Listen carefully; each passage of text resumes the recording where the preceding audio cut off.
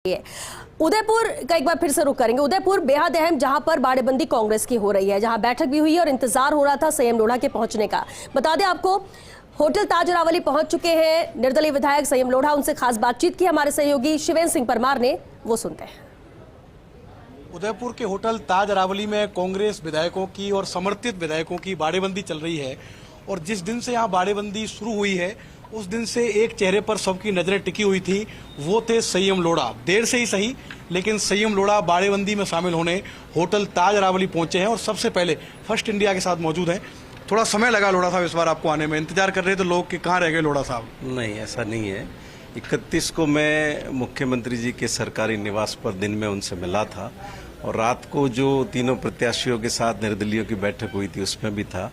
पर चूंकि पहले बाड़ेबंदी का कोई कार्यक्रम था नहीं और हम सार्वजनिक जीवन के कार्यकर्ता हैं, हमारे अपने कमिटमेंट होते हैं, क्षेत्र में कार्यक्रम की स्वीकृतियां दी हुई होती है, तो उन सब में हमारी हाजिरी आवश्यक होती है।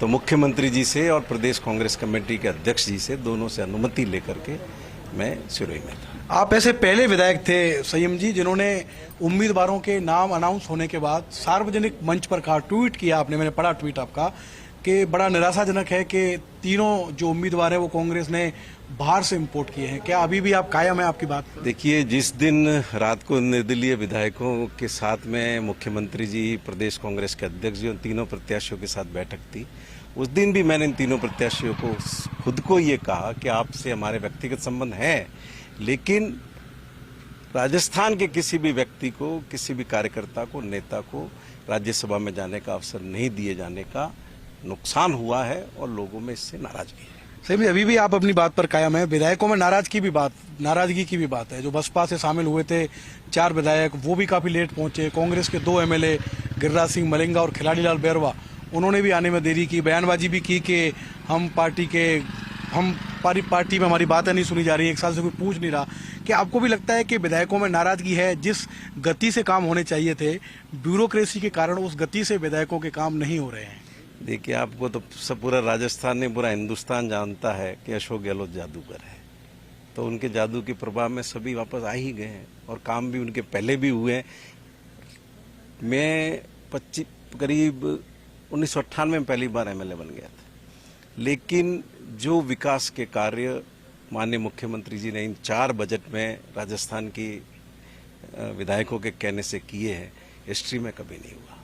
इसलिए हर विधायक विकास कार्यों के लिए उनका हृदय के अंतरतल से आभारी है। सभी आपके बारे में सब जानते हैं कि आप अशोक गहलोत के सिपाही हैं, लेकिन क्योंकि आप निर्दलीय विधायक हैं, तो क्या किसी ने कोई टच करने की कोशिश की आपको? कहीं किसी ने कोई पेशकश की, किसी तरह का प्रलोभन मिला है संयम लोढ़ा को किसी भी तरफ से? मेरे इतने साल के सार्वजनिक जीवन में मुझे बीजेपी वालों ने कभी फोन नहीं किया, कोई बातचीत ही नहीं हो, बिल्कुल दूर दूर तक। वो मुझे फोन ही नहीं करता। चलो एक आखिरी सवाल और, आपको अंदर जाना है सर। आप कितने आश्वस्त हैं? क्योंकि आज बीजेपी के विधायकों की भी बाड़ेबंदी शुरू हुई है और बीजेपी के नेता ठोक के कह रहे हैं कि हमारे दोनों कैंडिडेट जीतेंगे। देखिए, ऐसा है, राज्यसभा के जब पिछली बार चुनाव थे तब बीजेपी का एक मत खारिज हुआ था और जब अविश्वास प्रस्ताव पर मतदान था 2 साल पहले, जब सरकार पे संकट आया था, उस समय बीजेपी के 4 विधायक अनुपस्थित हो गए थे। और मैं आपके चैनल के माध्यम से कहना चाहता हूं कि कोई आश्चर्य नहीं है कि बीजेपी के जितने वोट हैं उतने भी उसके उम्मीदवारों को नहीं मिले। तो बीजेपी को अपना घर देखना चाहिए, आप ये कह रहे हैं। इधर तो भले ही ताक झाक नहीं करें,